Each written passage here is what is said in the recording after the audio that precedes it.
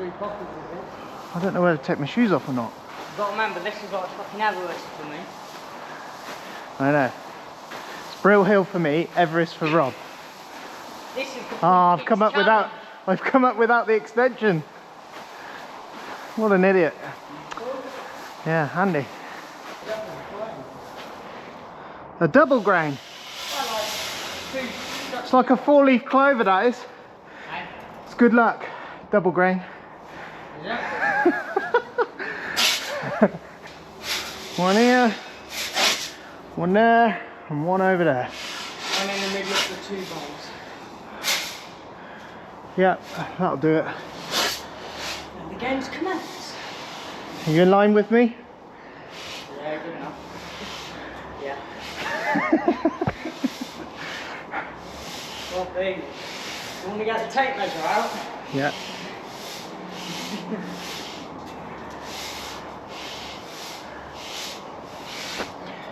Keith, he loves this job. He'll be gutted that he can't do this today. Once they're so far in, don't try and straighten them, because I bent one the other time. They literally fold in half like a Coke can. Coke can? Well, we were doing it in the beans, and I was twisting, going round and round. Beans? And they don't go into beans very nice. No? No. They get halfway and then they get really solid because they're quite heavy beans. Okay. Yeah. It's like trying to screw them into pebbles, you know. Me and Robbo, we're on the wheat heap. Farmer was just saying this morning, with the area we covered, you know, there should be double the amount here. Let's put it that way. With the area we covered, he reckons it's averaged about 2.5 ton on our own. So it is what it is. That's the year. You know, some fields have done better, some fields have done worse, and the average has come out about 2.5. So yeah, I might have told you wrong on the last video, but Robbo's just putting the fans on. They're screw-in fans these. Some people have pedestal fans, some people have blow-in floors. We have screw-in fans. They all do the same job. They move air through the heap, take any hot spots out. When you're bringing grain in, especially in the sunshine, the wheat will retain the sun heat. And you know, you can get those wheat bags that you heat up in the microwave. They stay hot for a long time. Heat brings moisture, which then brings mold, which then makes the whole heap go bad, which then brings bugs. So you don't want that. So these are a necessity. Even when it's cool, if there's any green ones in there, they'll help the heat up. Every year they got to go in 3 days in each spot, and then we move them forward until they're blowing nice and cool. And then periodically after that, you want to keep coming through and just checking, because it will reheat up. We saw that last year. We had a little heap in the back there. It was only small, it was quite high, and it heated up again, and the top was grown by the time we saw it. So you've got to stay on top of it. You've got to keep watching it. That is warm to my touch. Rob, what's yours? They're above ambient, I bet. That one is, yeah, a little bit above ambient. That one's pretty cool. There's a little bit in there. I think this one might be the warmest. Yeah. Yeah, that one's warmer than the other two for sure. And that one's quite good. Don't usually want for any more. 4's usually enough. You know, give it a couple of days there, moving forward, a couple of days here, moving forward, a couple of days there. And then once we get over to Jim's, we'd run them over at Jim's as well, because there's no electric over there, so we have to run a generator as well. Anyway, yeah, so not a great year for the wheat. We try again next year, eh, Rob? We'll just try again next year. I'm just having my breakfast. Yeah. Rob reckons he's found a better way down the heap. Like a bloody penguin.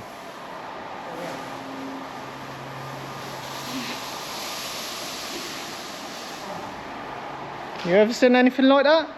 I don't know where we are. End of July, 29th maybe? 29th? Oh, what a guess. Christ, we're doing well. We must not be that tired yet. Bit of mizzle coming through, stopped everybody.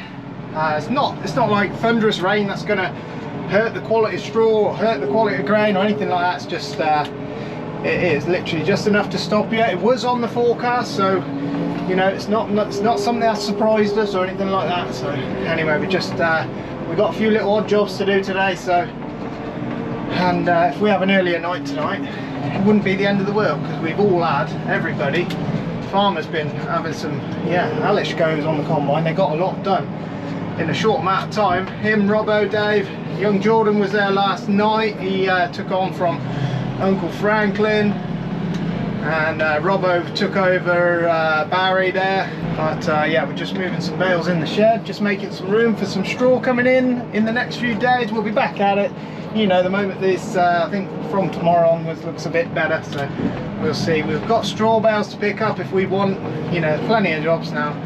And if weather comes wet, we've now got some fields clear where we can do cultivations, we can do muck spreading. Usually when it comes a few dicky days where you're not combining or stuff like that, we just get the muck heap spread, so we're not wasting time another day. Oh boy.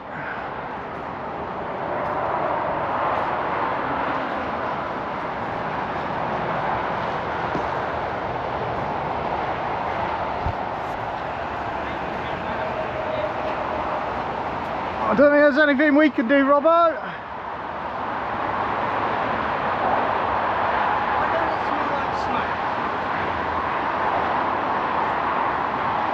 Yeah, I don't know, what is that? Is that... It's not oil either, is it? It's coolant, maybe. We're in the dust, but we don't smell of smoke. No. Maybe that's a good thing. Coolant? Hot? Bloody hot, I bet.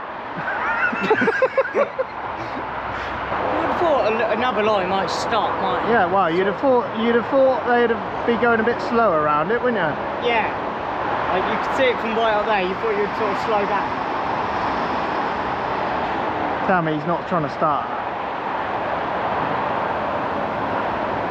He's off. Fuck off. He's off, mate. I don't care about the smoke. Fuck off. Or is it coming off someone else?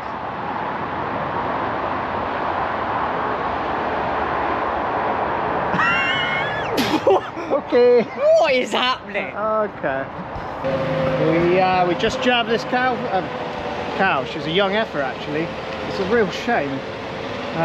Anyway, vet came to have a look at. We thought it was an abscess, but I don't know. I don't know what's gonna come of it now. It seems to be getting bigger and bigger. Whether the vet will come back and try and get any out, I don't know. But it's not looking good. The antibiotics aren't working. It's actually getting bigger. So yeah, not looking good at the moment for this young lady, which is a real shame. She's a lovely beast, and yeah, a bit gutted on that one. Me and Rob have just been getting this barn ready. The combine will be coming here as it's close to Alistair's next, so the farmer seems to think he's only got 3 or 4 more hours at Alistair's. Done really well. The boys have, well, they've bloody been cracking on, if I'm honest. Anyway, we're just up here moving these Timothy. These are all sold. They're going to our friend in Wales, but they've been laid out now. We kept them, we pulled them into a barn just because, just to protect their jackets from weather and whatnot, and to get them off the field so you don't leave any blank spots on the field. So I quite like stacking. Stacking round ones is nice and easy, especially when the bales are very similar in size, which I baled these ones, so I've only got myself to blame if they're wrong. And yeah, these are some beautiful bales anyway. They'll be very happy, I'm sure. Me and Rob have just spent a little bit of time putting the panels in, sweeping the panels off, getting those ready. We'll get this corner blown off. We're not expecting exceptional yields up here. They'll do well to fill that hole, I think. So we'll see how they go. We've got some more panels if they need them, so and they only take a few minutes to put in each time. But they got enough to get started on for sure. We're going to get these stacked up. What we're planning on is using this area, which was full of hay last year, believe it or not, along with all the barns back home. We're going to use it and store our round bale straw, which Carl has been baling up. He's done 700 so far. We did a couple the other night to start him off, but there's 700 on the counter now. So we, yeah, He had a good day yesterday. He must have done 500 yesterday, so that's a good day. And we're aiming for about 2,000 round ones. But the round bales from Alistair's, this is halfway to home from Alistair's for us, so we will bring them here and we will just add to this pile. Farmer will be, the corn won't be in here in this shed very long. Farmer will get on with that and get that on lorries out of here, out of the way. The price of wheat is just embarrassing. I don't know really what they're expecting us to do.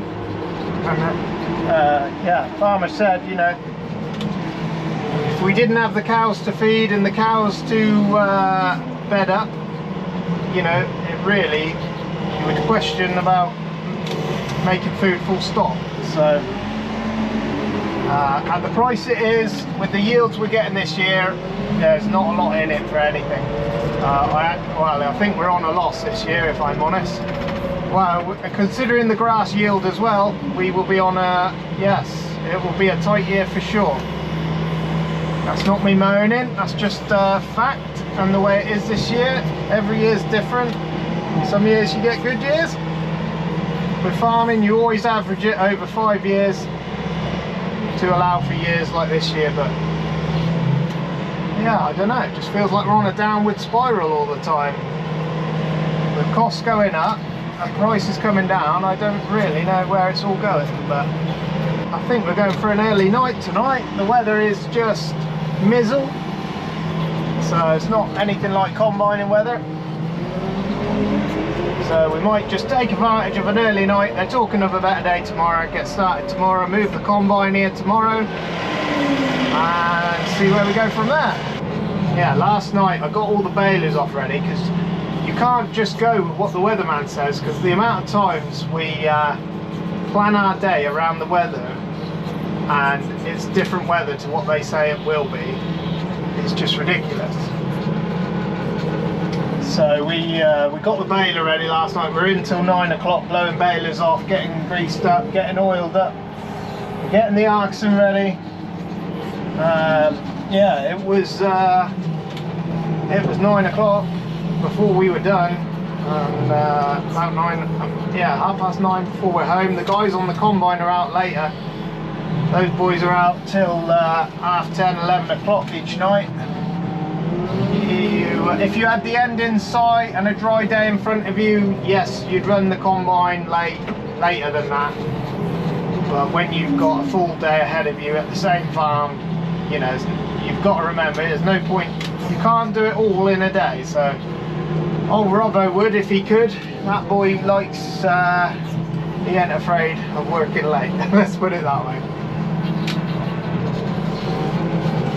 But you've got tomorrow to think about, if you know what I mean. So you can only work so late, but it's crazy how we work, or have to work, to try and feed the nation. Anyway, we shall have these cleared up. It'll take me about an hour, we'll get these cleared up, and then we'll probably pick it up tomorrow with, we're hoping to run the small baler again for a bit more straw. I'm going to have to go out with Daisy and get the baler set up. They were a little bit squishy last time, but that's alright, we can help her along set it up.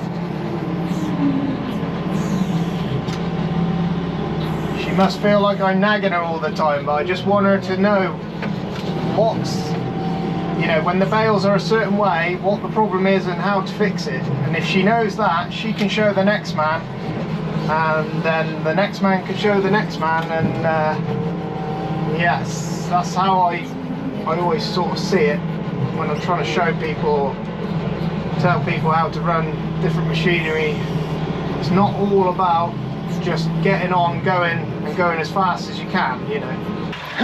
It's been a miserly day. We haven't been able to get combining, but Keithy's been managing to, well, in between jobs, he's been having a go with a cultivator. Anyway, the Simba discs, they're not new to us. But the press on the back, that is something new.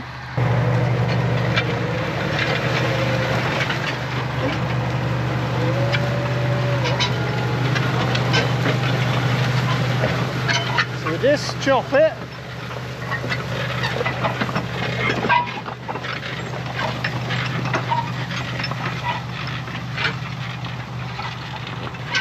And the press, quite surprised the job it's doing. We were just saying how surprised we were with it. The disc, you know, the disc, if you just disc it, it's fine, and it gets it's a quick job, and it turns everything brown and it cuts everything up and buries some of the seed. But the press behind is just doing a fantastic job, just crushing down the knobs behind it. It's doing a lovely job. And where Keithy goes twice on the headlands, it's damn near a seabed. It's unbelievable. We wouldn't be able to get the disc grater in. It would bring up massive lumps, 10 times the size of that, and it would leave them all on top. And then we would have to we've been there before, then we have to go with the flat rolls, press it all down, try and crumble them up. Anyway, a neighbour of ours said he had a press that was fit behind the disc. Farmer was like, oh well, let's have a little look at it. Anyway, you have to work this tool in lands. So Keithy will work up one side of this, and then he'll fill the middle in as he goes. We'll get on and have a sit with him. It's a big old thing. It's quite a long train, but I think it's doing a lovely job. Because the ground is so cracked already from the drought and what have you, I don't think we're going to need to run the moles and everything like that. I don't know if we're going to spread muck on top of this and then go over it again for a finished product. I don't know, but anyway, the ground is absolutely solid, but this doesn't look too bad.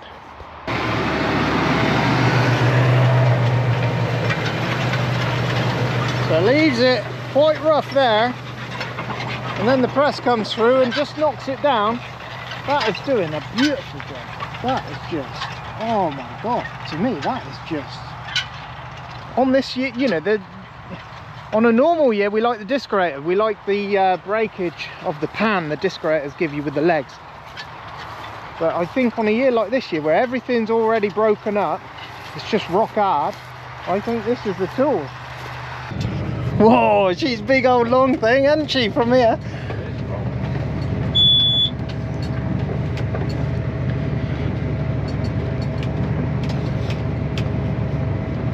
That press covers it nice, doesn't it? It covers it well. Yeah, well that bit wasn't pressed you were looking at there. I've only pressed the head, but that was done with just the disc. Oh, I was wondering because the lumps are bigger out there. Yeah, that was just done with the disc. I've just done the headland with the disc. Oh, I did wonder. I was like, well, that, you know, but that, the idea is just insane. If you look at the ash, it's beautiful. You haven't got none of this debris and rubbish on there. You can see exactly how it works. This masked it a bit, having all that rubbish on it. Yeah. You go on that ground, and you can see what it does now. Yeah. We're not going mega deep. No, no. If you go any deeper, does it leave it a bit rougher? It just pulls up a bit knobblier. Does the press knock it back down or not really? Yeah, it'll push it back down, push it back in the ground. That's doing a lovely job. Press it back down the soil. You're doing two things in one. That's a lovely thing, guys. Keeping the moisture in. Yeah. What bit there is. But with a leveler top, Keithy, it holds the rain up better, doesn't it? You know, it weathers better. I don't know what these fields are destined. We've been having a lot of different conversations about grass and winter wheat and spring wheat, barley. So we're not sure what these are going to go into yet, but they will be nicely cultivated. We notice as well the press is holding the disc level, aren't they, Keithy? Yeah, they pull the back gang down on the floor. So rather than the front pulling in, they'll pull them flat. Yeah, so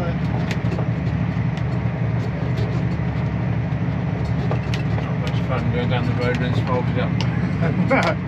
no, you've got to be careful going down the road.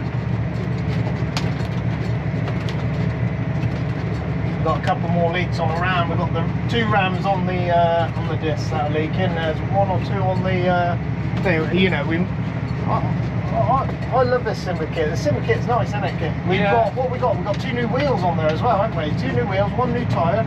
Yeah.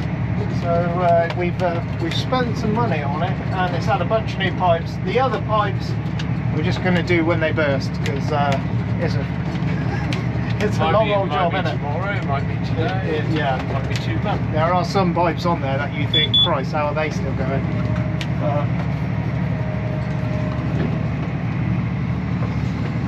It's a hell of a thing, isn't it? And the press stays like that all the time until you fold it up, does it? Yeah. It sort of stays working? Yeah, you don't pick it up. No. So it's just folding, is it, back there? Yeah, the back wheels, you drawbar pivots like that, it's back down to the back wheels for transport, so it's like that. Drawbars down, like that, and then you fold the machine, and you fold the wings in. So you turn the taps when it's unfolded, do you? So you can keep lifting up and down with your front one? Yeah, well, I'll lift this one up, now I'll lift the back one up. Now push the back wheels down, and then fold in, you can fold either the disc first or the press. You'll fold the disc rings first, and then the press will fold up. Separately, then you lock them off. Yeah.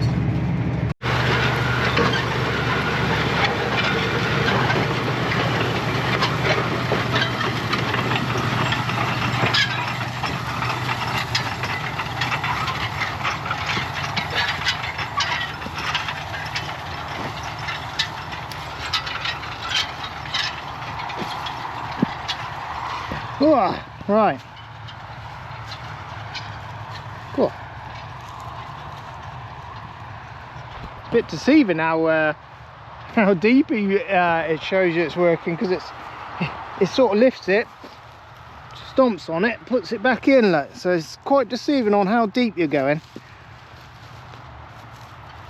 But even still, these old big, look at that.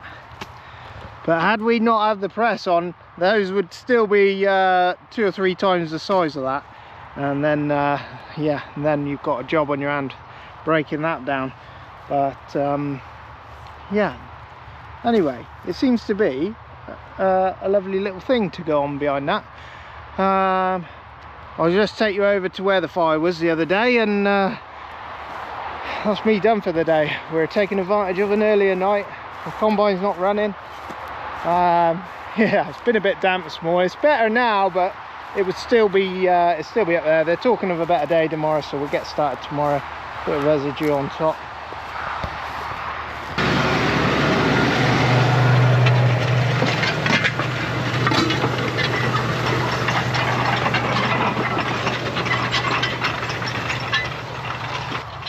You know, are you going to use them every year? No, probably not. But on a dry year, I think they're much, you know, they're a much better tool. You can, and the biggest thing is you've got to be doing something. So yeah, these are, you know, they're quite a good tool for getting across the ground quick.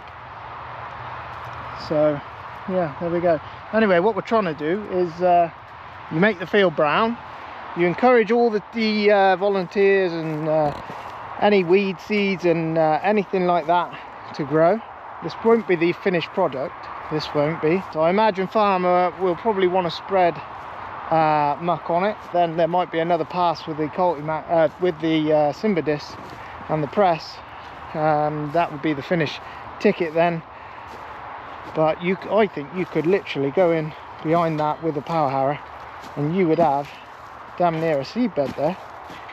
So there we go. Nice little tool. This is just Keithy went up this bit twice just to see what it looks like, twice over. And yeah, you know, we're used to this old knobbly dirt, we're used to it. But what we're not used to is getting a preparation that quick. So and in worst conditions ever, you know, it's been so droughty and whatnot. But that is unbelievable. You could either let that weather, use the Cultimax for a nice finish, or if you were in a jam and you were in a rush, you could get the power hour into that, knock that down fine, level it off, it'll do a lovely job, and you could drill it again after that as well. So yeah, I think that press is a lovely addition. Right, this is the field we had the fire in the other day. Davo rang me up, he said, Matt, I got fire. Cultivator wasn't ready, had no wheels on it, and even if we'd have got the wheels on, the fire travels so fast that we just wouldn't have been able to get round it in time. Anyway, the wind was absolutely howling that way, Davo said he had the fire, it was up here somewhere. And you can see these little, I don't know if you can see, the camera picks up these little stripes all the way round. That's where I come round with the Bales with the water coming out, but it didn't make it was a good effort, but it never did anything to stop it. The best thing for a field fire is a cultivator, just to slow it up, but it's ever so dangerous. The fire, it was unbelievable how fast it spread across the field, and it was in the hedge of the neighbours, what felt like no time at all, and then then it just feels like forever before the fire brigade came. Yeah, anyway, there's sections of hedge there that are completely burnt, which is really unfortunate. And then farmer was telling us about the times they used to burn fields. You know, they used to, back in the day, they would start a field that end and let it slowly burn back in a controlled manner to burn all the residues off, and that would incorporate, it would do a lot of things actually. It would incorporate potash into the field, because essentially that's all potash is ash, and it would clear up fields with problem weeds and all sorts, but that was a long time ago apparently. I wasn't about then, but he did say, you know, on occasion it was quite a scary thing to watch. Luckily fire brigade came, they did a really nice job, unbelievable. Them guys, they came, they worked really hard, really fast, they got in there, they got the hedge out. Me and Davo come back at 10 o'clock at night, and we found a few areas still embering away, and we had the Bales with us and we doused them out. Yeah, pretty lucky really, I think, all told, because there's some big trees there, and they were worried about the fire getting into them, and yeah, I think we're safe on that front.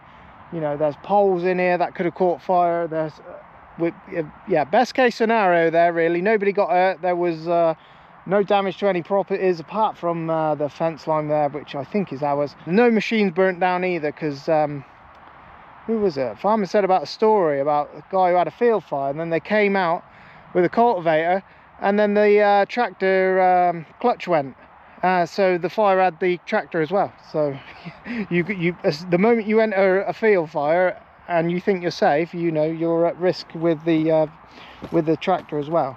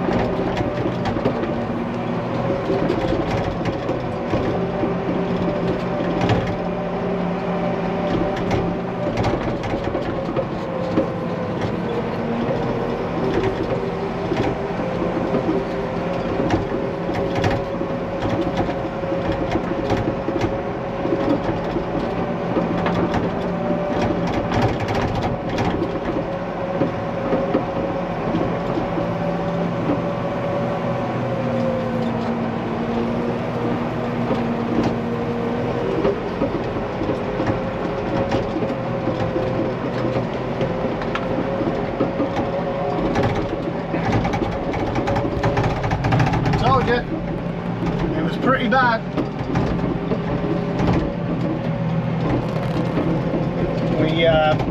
I managed to get round the front of it once, and by the time I got back round, it was yeah, it was in the edge. So, and then it was up to the fire brigade to save the day on that one. So thank you to the fire brigade once again. Might be a bit blurry and a bit, GoPros aren't very clever at night time, I'm afraid, but I'll try and keep it as still for you as I can.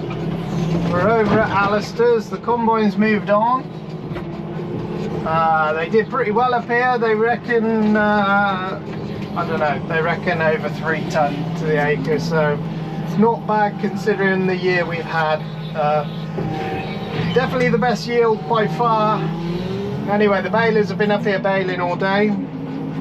We've had one of them days today. Farmer's just, yeah, so 4 o'clock, farmer sprung it on us that, yeah, another baler was coming over to Peter's farm. So one of the guys had to go up there loading. Got Keithy and Davo running trailers. and it's quite a long round trip here. It's about an hour round trip, so yeah, we're already, what are we, 20, no, that's later than that actually. Yeah, it's 9:30, and we've still got another field to go into yet, so yeah, it's going to be a late one tonight. Robbo's stacking bales over at Peter's farm. Jordan's running the grain trailer. I'll show you the grain. You know, we'll be here picking up bales again tomorrow, but we should get it done. There's rain coming tomorrow, so we want these cleared away. There's always a night or two like this where you're chasing down bales and whatnot, but yeah. Yes, when you're away from farm, it's twice the job to get them home. So when farmer told me he'd taken Robbo away, I was like, okay, right, that means we're going to be running late tonight. So, but it is what it is. We'll get it done regardless.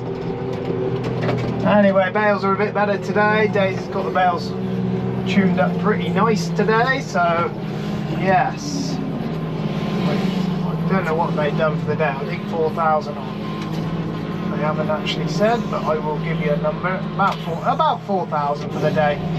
They ran the baler late, so yeah, we've got some bales coming out. We're taking them back to the farm just because we've got a bit of space there, and farmer is actually, I think he's nearly done over at Peter's farm, so whether he'll get finished there tonight and then move the combine then from there on, I don't know where we're going after that. I'm guessing we're going on to spring wheat, maybe over to Jim's.